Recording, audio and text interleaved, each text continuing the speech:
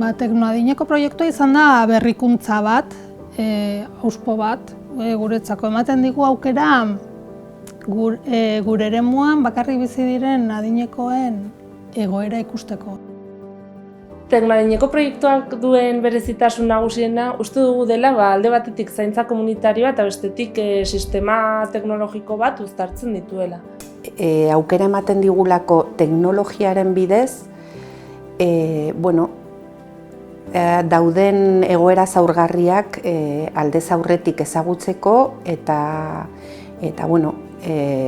zenbait pertsonen beharrak alden listoen kudeatzeko. Muy bueno, sí.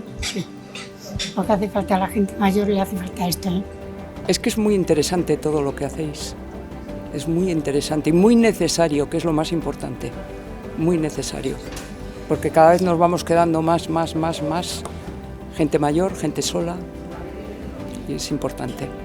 Bai, alde batetik zaintza komunitarioa, herrietan betidanik egindako zaintza da, eta nolabait gu oinarrizko gizarte zerbitzuekin kanalak sortu nahi ditugu. Al final, lo bueno es que conocernos en un pueblo más pequeño, pues te vas igual preocupando, ¿no? Decir, oye, pues ya hace cosas que antes no...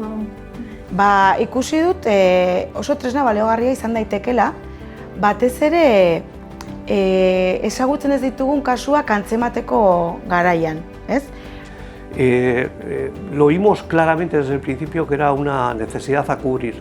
Un proyecto que si no estaba había que inventarlo, había que hacerlo, había que llenar un vacío que existía con respecto a la protección de las personas mayores más vulnerables.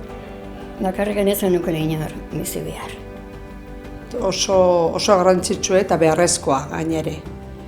Gu familia langile bezala, ibiltzen naiz baserritan jende adinekoekin, bere etxetan bizi dienak eta askok daude bakarrik igual daukete bere referentzia gu joaten garenean, da gero opanaderoa joaten denean. Aldamenetkok eta pixka bat alertan egoteko, hori oso interesgarria da. Todo el mundo queremos ser autónomos y vivir por nuestra cuenta todo el tiempo. No te se da, ya te digo, un drama, una tragedia. Y además, en muchos casos, un castigo añadido a la tristeza de haber perdido a alguien que te acompaña toda la vida. Y te encuentras solo, y esa soledad es una tragedia. Garrantzitsua da. Garrantzitsua eta beharra ere bai.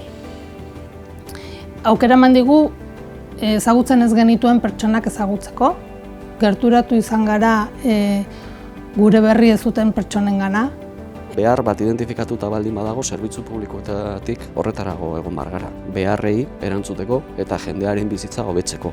Eta gainera, egiten ari da eremu publikoetatik, baina kolaboratzen, lan egiten jendearekin, ez komunidadearekin. Sare lan bat egiten du, ez? Orduan, lan hori agerian uzten duelako eta oso interesgarria gure lurraldea zaintza lurraldea izendatzea, ez?